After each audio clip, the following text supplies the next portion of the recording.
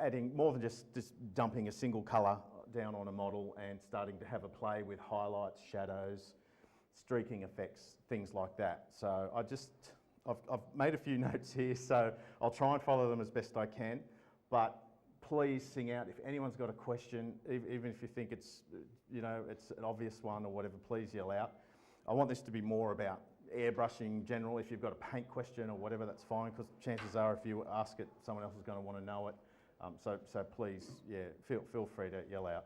But I thought what I'd do is just start painting a model, and you can see the way I paint. So my philosophy is usually I would be dark towards the bottom and I would sort of work my way up to the lighter tones.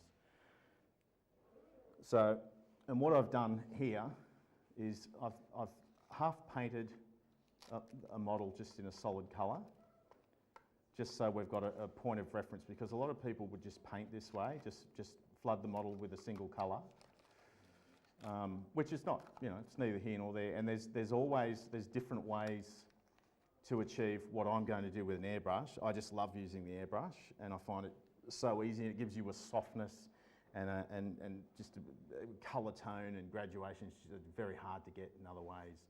So yeah, there's many different ways to achieve the same result. Oh, there you go. Okay. Focus. Oh, it's very hard to see. But I've started painting this side. This is just the solid green. I'll pass this around as we go, and I'll just try and paint, and hopefully sort of, we can pick this up as we go.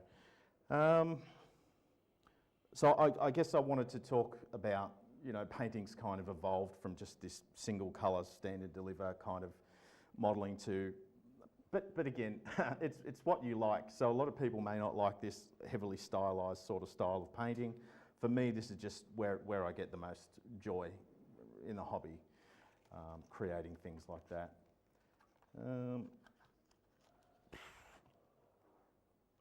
And I said it before, and a lot of people would have missed out, like airbrushing is not a dark art, and so many people overcomplicate airbrushing. It comes down to understanding paint and understanding how to thin paint.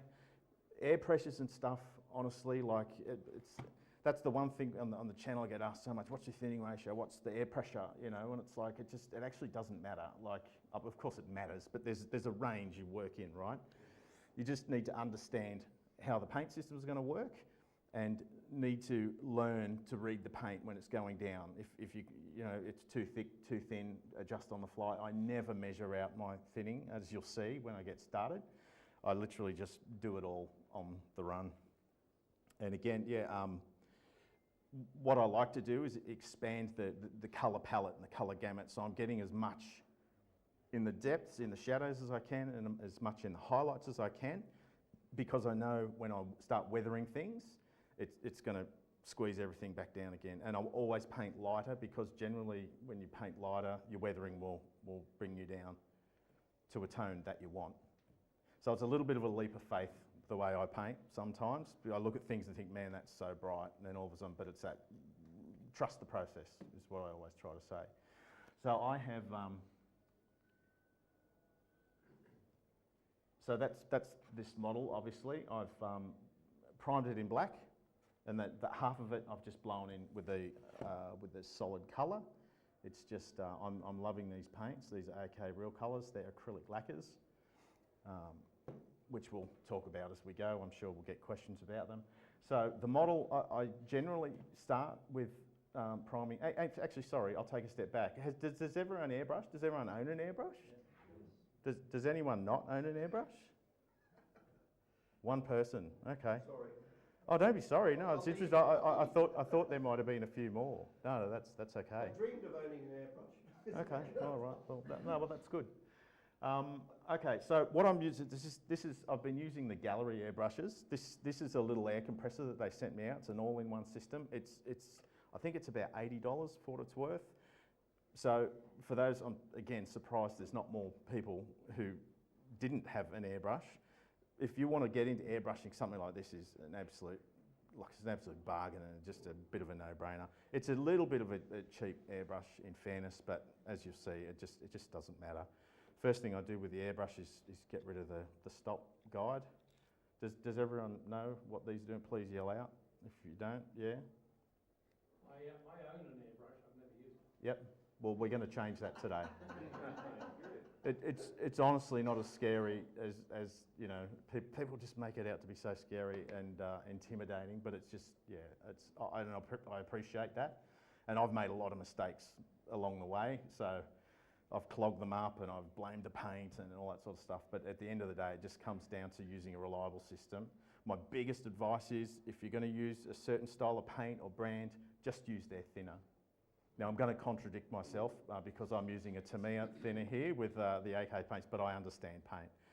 If you want to, use the brand specific thinner. Once you understand it, then you can go off and go to Bunnings and do whatever you want. But yeah, don't complicate the system.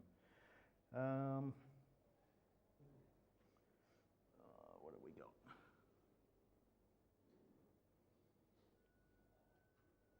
What needle size have you got in there? 0.38. Okay. Yeah. 0.38. But I usually paint. This is the airbrush I usually paint with most. 0.2. For most people, the difference between 0.2 and 0.3, you wouldn't even be able to tell the difference. There's not much a 0.3. Well, this is nearly a 0.4, but a 0.3 airbrush is pretty, you know, good. Yeah, you can do pretty much, you know, most things with that.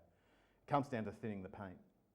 So once you understand the tolerances of thinning the paint and what to look for when it's going down, yeah, that's sort of how that works. All right, I'm just going to start painting, and please yell out. I like to paint in a mottled style. So when I say that, I want, because I've primed it in black, I want to be able to have the model influenced by this black primer. So it's sort of done a little bit of work for me already being on there. So then I'll just mix this up. Don't be fooled by the pink cap. This is a Tamiya lacquer retarder thinner. I think the pink cap is the airbrush cleaner. So I couldn't find the orange cap, so excuse my pink cap. So literally, I would start with popping a little bit of the thinner in the airbrush just to make sure I'm getting flow with the paint.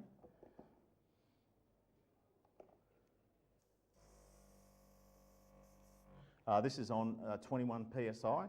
This little thing goes from 15 psi to 27 psi. So the higher the pressure, the more it's going to push the paint through. The lower the pressure, generally speaking, the more control you should have. But the variables are my paint control, and yeah, please sing out if I'm not making sense or. Do you have a difference when it's really hot days? Not really, no. I find the lacquer paint's pretty robust and forgiving, and you know, maybe it needs to be thinned a bit more. I don't know, but I don't mix it up. I literally just do it on the fly. So possibly a hot day would make it spray a little bit differently, and I just adjust for it on the day. It dries too quick. Yeah. Well, if you're spraying with acrylics, you're probably starting at a disadvantage on a hot day. Whereas the lacquer, you just bully your way through it, really. I haven't used retarders previously when I just started. So I'm literally just squirting that in. I haven't measured it, I haven't done anything. I use an old brush just to give it a mix around. What we got here? Okay. So the goal of what I'm doing here, That's the slide you want to show us, it's not showing. isn't it? Ah. Come on, Peter. I was wondering. I should have mentioned, sorry. Yeah, okay. He just said to do that and it would work. Something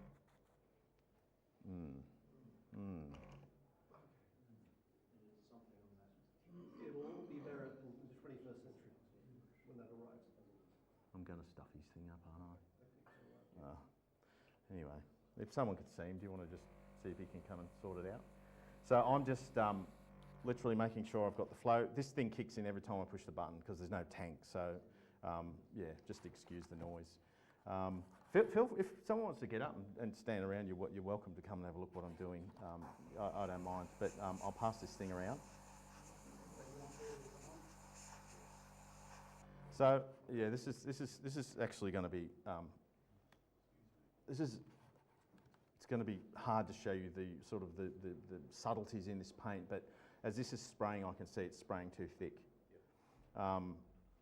And I know that's spraying too thick because it's not, the thinner this is, the more translucent the paint's going to be, which means that I have to build up more layers to build up the opacity. I could spray the model like this. I'm just not going to get the control I want. So literally I'm just going to put a few drops of the retarder thinner in, give it a mix,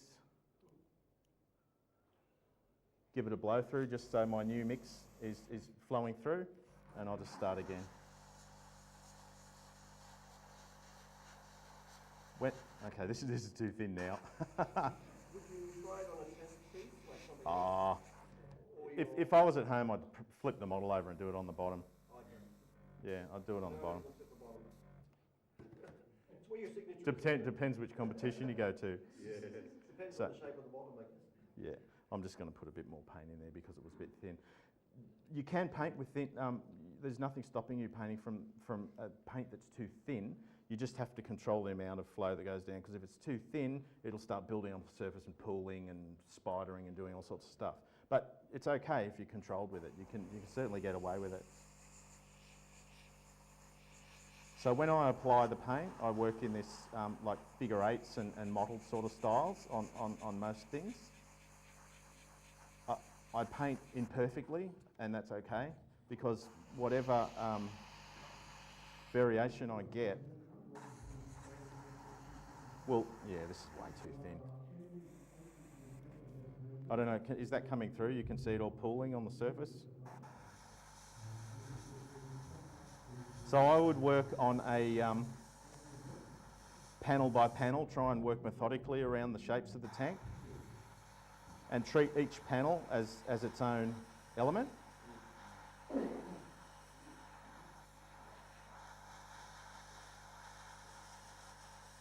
that how they paint wood then? I was wondering if you're trying to mimic the process. No. It's I'm looking for imperfection here. Yeah. So I would focus around like any panel lines, things like that. I would not avoid them, but they would get less coverage as I go. It's not really showing up, is it? Viscosity affects the droplet size, does it? Or up to a point? Droplet size, it's atomising the paint, spraying it out. It would just, the thinner it is, the more transparent or translucent it'll be. The droplets would be lighter probably, or is it the colour of the drop? Don't know.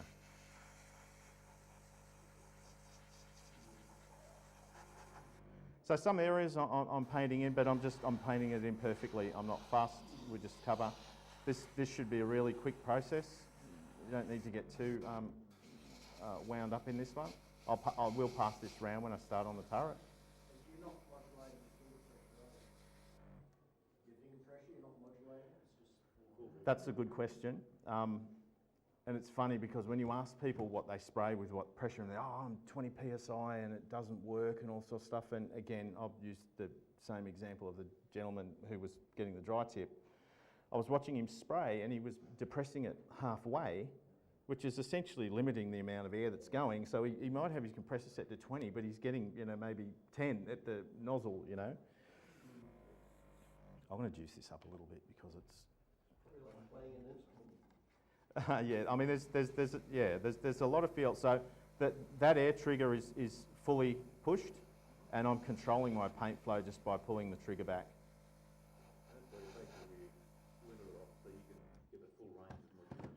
Yeah, I find that gets in a way. Yeah. So, and you really shouldn't be having to pull the trigger all the way back. If you're having to pull the trigger all the way back, your paint's not thin enough. Yeah. I'm having trouble seeing the colour under this light, so forgive me with the back and forth. I can't get the photos up, Peter. I thought we were bulletproof. No, because partly the person tells him, didn't realise you wanted that. All right, so this is the end goal, right? So this is, hopefully you can see what I'm trying to achieve is, well, there's all the light tones here, there's darker tones towards the bottom, and you can see like all highlights and things through leading edges. All on the tops of the hatches, you can see all the light here, which is helping create volume in those shapes. So I'd be shading up here and highlighting down here. But the highlighting we'll get onto in a minute. But this grey finish would have been modelled like this, so a lot of these shadows and things would be starting to get established at this point, at this stage. The highlighting mopping that you're speaking of. Yep. Are you doing that with airbrush or sponge? Yeah, I'm literally, it's my hand movement. Like I'm literally just doing figure of eights, squiggles. I'll pass this around, I'll just do it quickly.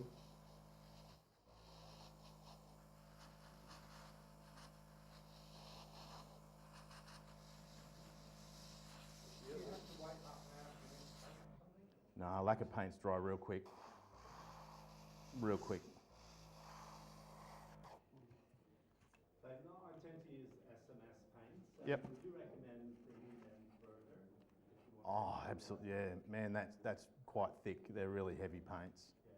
Yeah. Yeah, definitely. I don't know why this thing keeps kicking on and off. 100% you have to thin that stuff, yeah.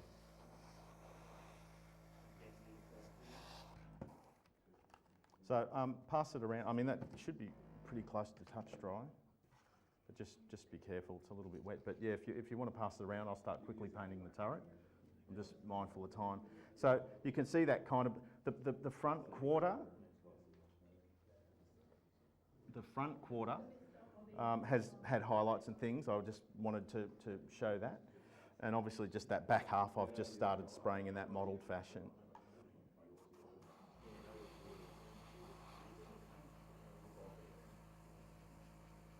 So the more paint coverage I put over, the more the opacity builds up. Feel free if it's not showing up on this. Oh, right, okay. I don't know how to drive this. Please feel free to come around and look. If anyone's curious, you're more than welcome. Because I appreciate this may not be translating to the big screen.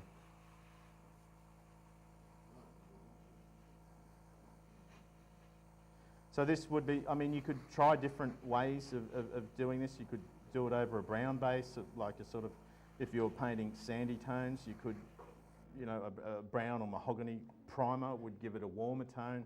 The black can be a little bit stark sometimes. Are you priming with the airbrush as well? I just did this with a rattle can. Literally go out the back and just hose it on with a rattle can. Actually, you know what? It's VMS. I did do this with an airbrush. Now I'm telling you lies, but usually I would, yeah, I would just use a rattle can, yeah, and just you know, quick and easy.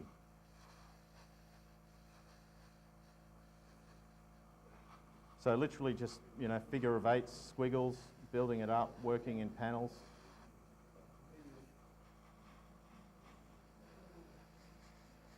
The other thing that's going to influence the modelling is how close the airbrush is to the surface of the model. So the further away I am, the more it'll be fanning out and covering. But I don't want that. I want this. I want this black model to be apparent. Okay, but that's too obvious. So now I just think about my brush position, and I literally just mist it on, and it'll just smooth that out.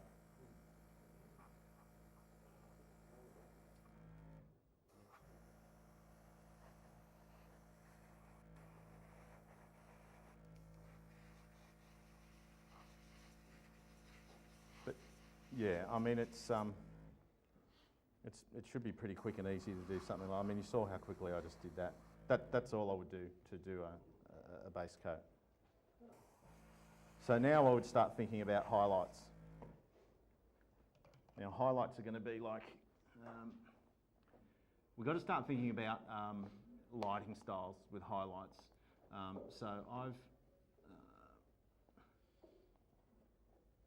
So this is a little 70-second scale tiger.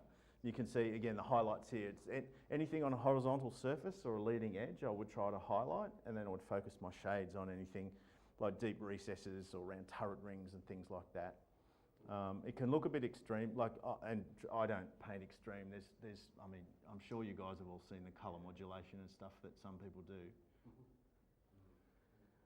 Like that looks, yeah, that's really, I've just pinched these off the internet, that's not mine. That looks really exaggerated, but you'd be surprised once the weathering starts kicking in, and it's all about expanding your colour gamut and your foundation, and then, you know, working it back down. If I did that, I'd have a fit. I'd have to start again. It's like being an artist. I mean, you know, you can trust the process so far, but yeah, I don't think I could trust the process from there. However, like that worked. I know the model, it came out beautifully. So we have to start thinking about, we don't have to start thinking about, but there's the lighting styles, and I've pinched this off an internet site as well. So there's the classic Spanish type colour modulation where they're extreme on panels and, you know, like really emphasising that sort of thing. There's the panel lighting type style where literally you're just highlighting in the centres of all the panels, which can look a little bit unnatural and structured. And this whole idea of zenithal lighting, which is a dominant light source. So you were trying to mimic physical weathering, or yeah, kind of. What I'm doing and why I'm doing it is trying to make something that's small look big. Yeah. So we're trying to build on the shapes and the volumes of what we've got to work with. And it can make it look more 3D as well. Yeah. So, and of course, it's a stylised thing, and there is a limit of how far you can go with it. It's probably like the same tricks artists use. Well, that's all it is. It's just a trick. Would it help being a 2D artist before you start doing 3D? Oh, possibly. If yeah, you know, it's all about light and shadow, really. And mirrors. Yeah. So what I'm going to do with highlights, I would usually paint two highlights. To create my highlights, I'm going to pick a colour. White is not generally a good colour to lighten stuff with because it desaturates everything and just starts to make it look chalky and horrible. It's so dependent on the colour. This is a 4BO, a Russian protective green. I know that this yellow green works really well to lighten things up because it keeps a richness in the colour. Well, what you can do with the white is put clear with it. I use that on... It won't change the colour. Adding, yeah. Yeah, add a little bit of white to a lot of clear, and then you can build it up slowly. Yeah, you're thinning the paint. You're making it more transparent. You're not really thinning it, you're just making it... You're extending it. Yeah, you're making it translucent. I use that on the stockings on my animate. Right, okay. And I can actually put it thicker in one section and keep it very light in another Yeah, section. so you're doing what I'm doing here essentially, yeah. So I'll get this going. So I can mix these two paints because they're both acrylic lacquers. So again, there's no...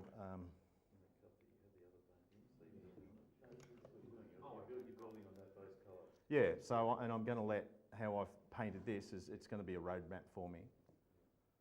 And literally all I do to mix my colours, you know, there's no bit of this, bit of that, it's literally just pop the brush in, look at it. I'm actually colourblind too, by the way, so I'm just... Oh, me too. True story, yeah, true story. Yeah, I think it's...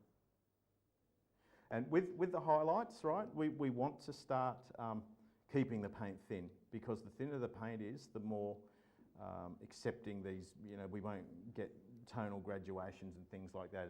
It'll all blend nicely. At least that's the tactic. I'm going to put a little bit of ivory in this as well, just to brighten it, lighten it up a bit, because it's looking very rich at the moment.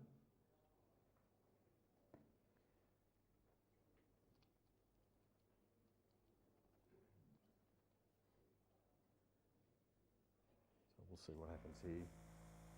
Again, getting the paint to flow. So I'm going to focus on things like the details, like the hatches, the periscope, and my philosophy is anything horizontal is going to cop it. I kind of mix those styles. I don't really follow one, you know, generally speaking, it's kind of a bit of a mix of them all. So, and again, I'm spraying in that mottled fashion. Do you have a general idea before you start just go for it. Yeah, I mean, I would look at reference for you know, the construction side of things and general, you know, colours and whatnot. But in terms of this highlighting, I'll pick my mid-tones where I want it to be, and then obviously I want to extend either way with that. It's cool to do it like in front corners of the geometry and stuff like that. Like that colour modulation that you saw that they were doing a few years ago is very angular, and I'm not that intense with it, but I would, you know, start focus. Oh, Jesus. You know what, when you asked about the water in the line?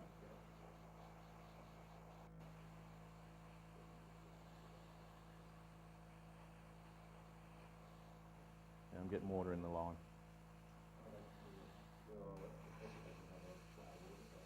No. It's quite hot in here, yeah, it's very humid in here. Anyway, that's all right, we'll fudge our way through it. No, well, this is a lacquer paint, a lacquer thinner. So, yeah, water and lacquer. It's an acrylic lacquer. Don't get fooled by the word acrylic, yeah, it's an acrylic lacquer. Well, kind of. I mean, to me, it's a little bit of a unique animal. It's an alcohol-based one, but as soon as I introduce lacquer thinner to it, it's a lacquer paint. Sorry, was there a question or no? Good. So when I'm doing these highlights, I'm reducing my surface area, the coverage on the surface area. So the mid-tone will get the greatest coverage, but I'm letting the black influence it. My highlight tones will be a reduced surface area, and again I'll pass this round, you guys can have a look. Now with the leading edges, so I'll be painting on the horizontals like this. I'll be focusing most of my attention with the highlighting on these surfaces. And you can play around with the geometry of this as well, like, you know, work in, you know, front corner, and if you want to get really tricky with it, yeah, you could pick a light source and, you know, put the light on it and, you know, go to town. I mean, that's what a lot of the figure painters do with the whole lighting idea. So on these sides where we've got the angle down, the vertical drops, I would tend to just spray. I'm not modelling it along the top here. I'm just getting my light edge.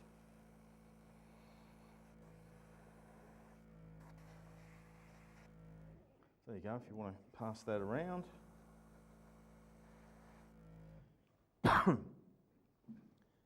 where'd the body go? Yeah, I'll just paint that while it's getting passed around. Can I ask about ventilation? You're confident, mate, No comment. Seriously, do you need to sort of have a fan? You probably should. Yeah. You should be. I don't. I'm saying it's hay fever. Yeah. Yeah. No, I cough all the time.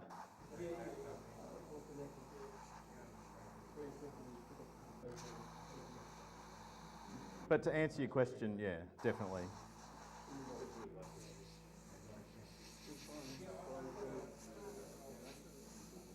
So when I'm painting these highlights, I'm focusing on detail, like these little brackets, centres of panel.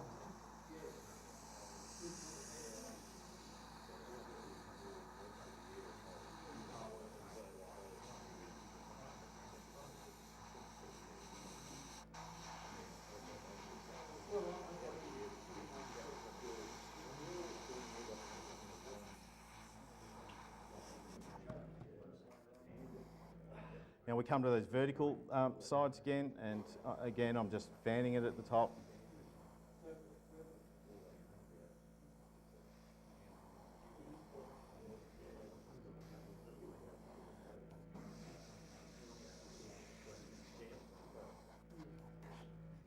All right. Do you always know what you're going for, or do you change your mind at any point? Oh, I've got a basic, yeah. I mean, if the tone starts to shift too much, I would try to correct it, which it, If you weren't doing weathering, which it normal, started to happen there. if you was something totally unweathered, you have a reference and it'd be done. No, I would still be painting this way. Oh no, well, even if it's unweathered or... Yeah. I'm trying to make something that looks small look big, Yeah, you know, okay. it's compensate for that scale So effect. it's not just weathering, it's also I- highlighting. I'm trying to exaggerate the shapes and get it's just the way it's a style, right? So it's not going to be for everyone. There's some people won't like it. Yeah. So how do you go when you're doing camouflage? That You've got two different colours, you're trying to mix them. that's a really good question. The dominant base colour, I would probably lay like that. It would depend on what the camouflage was. If it was like a German three-tone, the Dunkelgelb would be painted like this, and then I'd just overspray the rock brown and the green. Not in something unstructured like that. If I had something structured like an Aussie three-tone, I would shade the colours as well. So and I would treat each colour sort of as its own beast. Yeah. Did that? Hopefully that answered the question. So I'm just going to add a little bit of white into this now, just to get extra highlights going. So I mean, hopefully you can see that colour, like it's very light. Hey, obviously you're not going to hang a regulator off the end of that little thing there. An inline moisture trap on the hose would work, wouldn't it? Oh yeah. I don't know why I didn't even think of it. I've had this thing for a week, and yeah, I was just playing with it. So I think you cursed me. That was your question, wasn't it? No, it wasn't. All right, so this is second round of highlights. So by that way of thinking, I'm just going to do a reduced area. I've already got my roadmap of where I want to go because just by the way we're painted, so I just do it in a smaller way. So I'm focusing on hatches, the centres of some of these panels.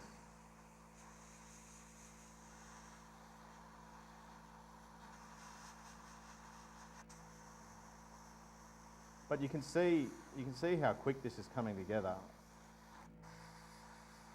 Whether you like it or not is probably another thing, but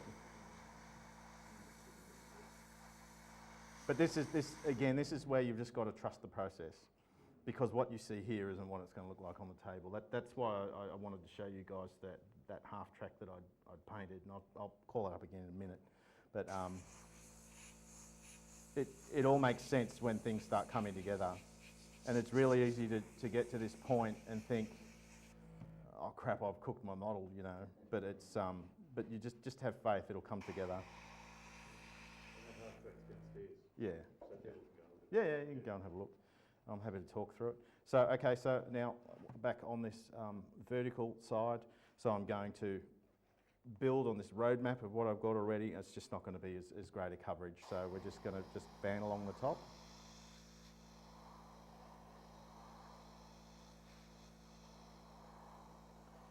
Now that I don't know if you can notice the distance the airbrush is away, it's going to give me a softer graduation. The closer it is, the more tight the line's going to be. So I'm modifying where that sits as well.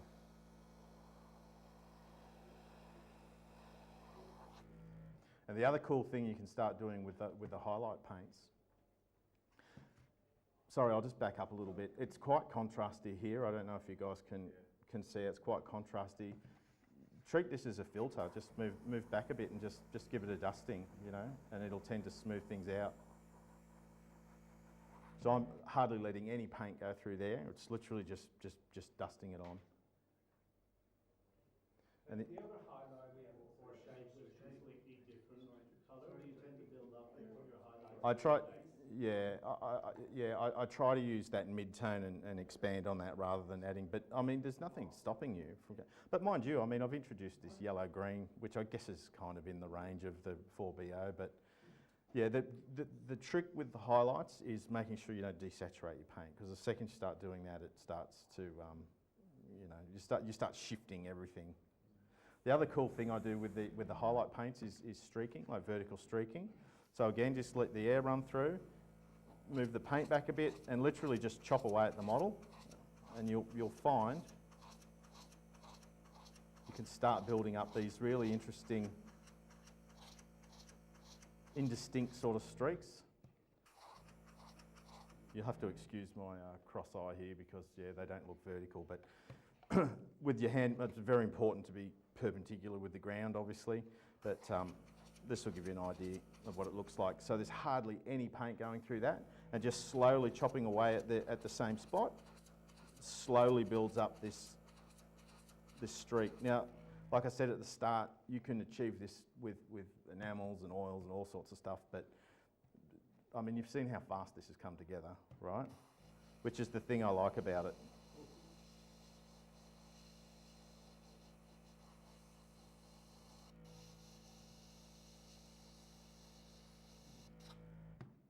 But yeah, try and have a look at these streaks. I've tried to exaggerate them, but yeah, pass that around. Where's the turret floating around? What have what have we got? Like 10 minutes or something? I better vamoose. 1:07. What is it? What time does this finish? Do we know? 3 o'clock. Is it 3? Is it? 6 o'clock. Now I would never. I'm just flushing the airbrush out because the paint's starting to get a little bit sticky. Yeah. Thank you. So you use the thinner to clean out the airbrush? I would use like just a lacquer thinner. I shouldn't be using this retarder thinner just because it's expensive, but I'd go to Bunnings and buy the diggers. You know, I think it's actually not that cheap. It's pretty bloody expensive, but it's cheaper than that. It's a big can. Yeah, it's a big can. It lasts ages. So you can go to Bunnings for stuff like thinners, but not... If you know what you're looking for, you're all right. I mean, that's just to flush the brush and clean it. So I'm going to go back the other way now, and I'm going to do a little bit of shading work, just to show. It's pretty much the same process, but I'm going to start doing some shading. So what's a good example of that? So this is what we're going to try. Oh, dude. He pressed one button on that. Did he? It was like magic. He held his tongue right and it just It's like magic. paying attention. Seriously. So you can see the shading here. So round the bolt heads, I've done the streaking. So exactly that streaking I was doing with that light tone, I can do this here and create this sort of indistinct kind of rain streak, dirt streak, whatever it might be. It's just about adding volume to that shape. So that's a tiny little panel, but it's going to have so much. And then when you put a wash or something on that again, it'll make these, it's kind of a little bit overspray there, but it will make that less obvious, if you like. So you're going to have all these layers tying in, working with each other and giving us our result. Really, really good colour to shade with is this clear smoke. So it's a sort of a semi-transparent kind of thing. To me, it do a smoke, I think, as well. But it's the same concept. I haven't put highlights on this, but I'll shade it because it's here. You can mix these colours, so I could put a little bit of green to make it a bit more in keeping with that. Another good pre-shading colour is black and red brown. That's a really handy one to use. I'll just bring this down, a few drops.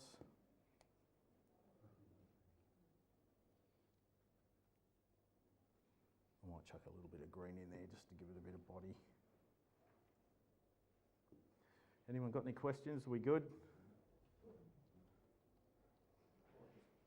I'm guessing the beach model, you're not putting varnish anywhere near it. Why is that? Because you want to keep the contrast and the... So like if you had vehicles to go on, it was always... Yep. You're just going to put them straight on that. And Oh, no, I'd definitely gloss it. you still gloss it. Yeah. I mean, I know there's this big argument about to gloss and not to gloss. I was just wondering if it fills some of the tone that you've put in. I don't think so. I mean, putting a gloss varnish on the model, it'll completely change it. You'll go, oh God, it's changed. And then when you put the matte varnish back on, it's like magic, it comes back. Yeah. Again, trust the process. So, so this is the clear smoke with a little bit of this 4BO in it. And all I would do, it's very transparent paint.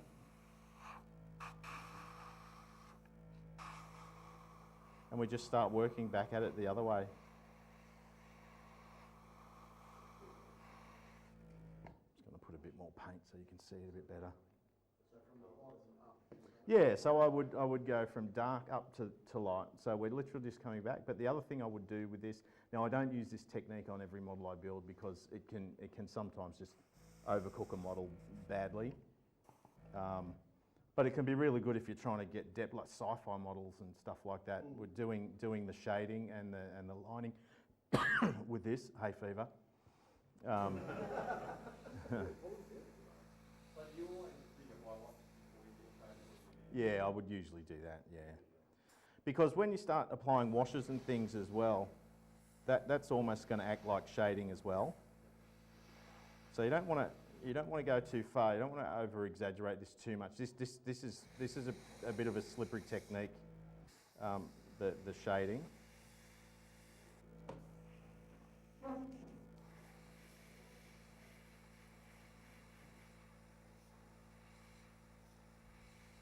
So I'm just lining the panels.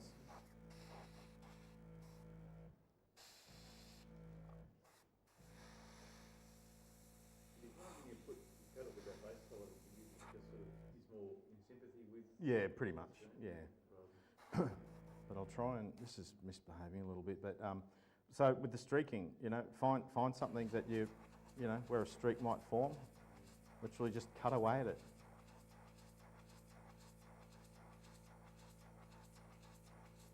If you're finding it's not building up enough, either your paint's too thin or there's not enough paint going through, so we'll get a little bit closer to it. But this has got to build up in layers. This is all about sort of cutting away, building at it, looking at what it's doing.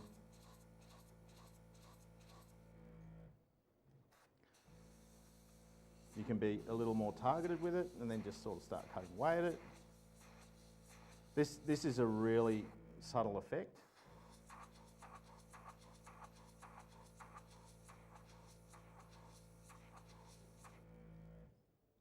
But yeah, if you pass that around, you should be able to see like those little streaks that I've got going there. You can certainly do it in a greater way.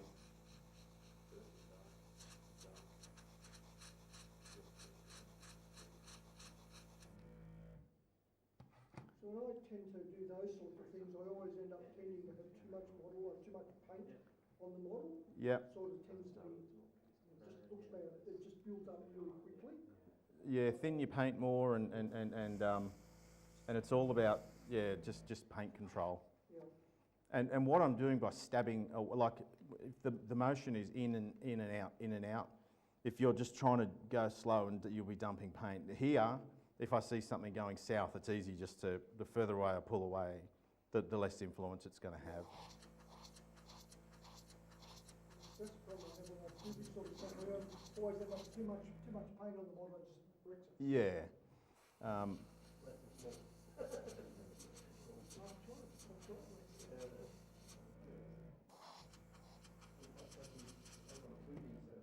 I think that's pretty much my hour anyway. Did anyone have any questions? Like, was there anything there that you guys saw that you'd like to try, or?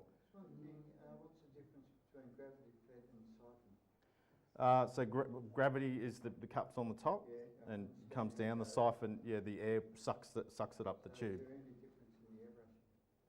I've never used a suction-fed one. I had one when I was a kid, but that doesn't count for much. I would use siphon. I use the siphon. Find it's great because I can change cups all the time and I'm changing colours. Yeah, I usually have a pot, like a little blow pot with this. And Thank you very much. oh, no worries. Thanks, guys. I hope you enjoyed it. So you say there's probably no difference? I don't know. I don't know enough to say there would be a difference or not. I can't imagine I would use like a siphon one though. And just because I'm just so comfortable with this. So that's kind of the. Yeah, it doesn't look great on the big screen. Anyway, we can go and have a look at it. It's the model's downstairs. But so hopefully, like you can see along the back there, you've got your highlight colours. The chips look so prominent in this photo, but they don't look like that in real life. Trust me. Yeah, so we got my darker tones on the bottom, lighter tones at the top, but you can see how much the weathering has compressed what we've done here. This was as extreme as that was. What's your process for cleaning your airbrush? So there's some highlights. I literally just flush it with the lacquer thinner. Yeah. If you don't start mixing paints and stuff in your airbrush, you can get away with not cleaning, and I know there's a lot of people who roll their eyes, but I rarely clean my airbrush, maybe once a year, break it down and clean it. Rarely, yeah. Because I don't contaminate it with other paint styles, and the lacquer thinner, just, yeah, you can just get away with it because it's, you know, cleans it, flushes it. Pretty much, yeah. So literally I'd flush it, I'd fill the cup, I'd pull the needle in and out a little bit.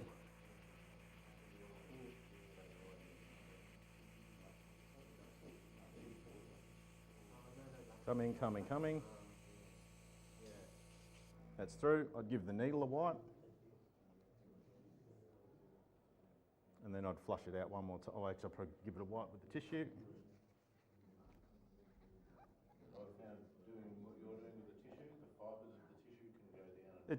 It's worth considering, yeah.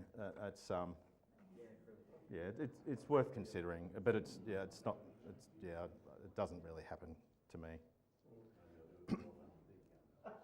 Maybe, but yeah, I mean, you know, it's pretty dirty. Obviously, don't stick cotton buds in the end of your airbrush if the needle's in, because you'll destroy it. But yeah, that's it. I'd probably flush it one more time, and that'll do.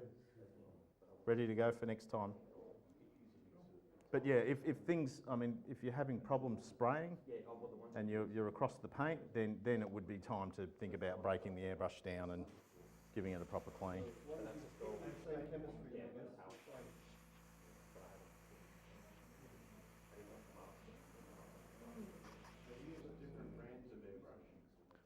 Yeah, heaps of it.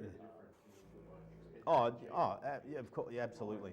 Yeah, absolutely. So if you had a $200 high water to a $30 eBay job, would you notice the difference? I would notice the difference, but I can get a similar result. Yeah, an expensive airbrush doesn't guarantee a decent finish. It's paint. Understand the paint and you'll be fine. I did a video on that. I bought the cheapest airbrush I could find. I think I paid $12 or something on eBay for it, just to do the experiment. And actually it's that little Panzer III downstairs with the tree going down the hill with the water. I don't know if you guys have seen that. But yeah, that was like I don't know, maybe a $15 airbrush or something. Yeah.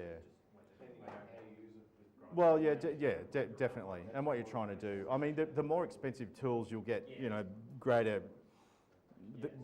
You need to know how to. It's like a Ferrari, you know, the difference between a Ferrari and a Ford. Like they're both, you know. Yeah, pleasure. That's right. You know, they both get you from A to B. Yeah, of course, mate. But thank you, everyone. I appreciate your time. Hopefully. So is this your normal airbrush set or? No. So this is relatively cheap all up, is it? Or? Yeah, that's the normal airbrush I use, and I would have an air tank with it as well. Okay, cool. Like the air tank. Compressor. Well, it doesn't run all the time like that. The air tank, you know. The noise, that's for sure. Well, it's not even the noise. It's heat and moisture. Yeah. Like for air pressure, is it really consistent? I was surprised. This was a review thing. I just reviewed this. I've only had it for about a week.